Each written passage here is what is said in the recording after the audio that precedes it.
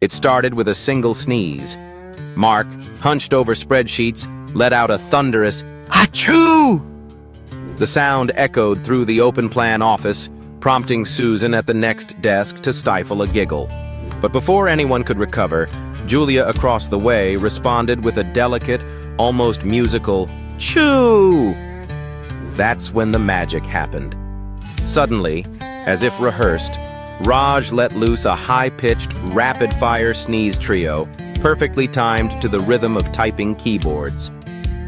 The office fell silent for a heartbeat, until Mike, not to be outdone, unleashed a dramatic, operatic sneeze that had everyone in stitches. Laughter erupted. Someone tapped a pen on a mug, mimicking a drumbeat, while another whistled the tune of Flight of the Bumblebee between sniffles. What started as allergy chaos became an impromptu symphony, each sneeze a unique instrument adding to the quirky melody. For a brief, glorious moment, deadlines faded and the office united in the most unexpected jam session. And from that day forward, whenever pollen filled the air, everyone secretly hoped for another performance to brighten their workday.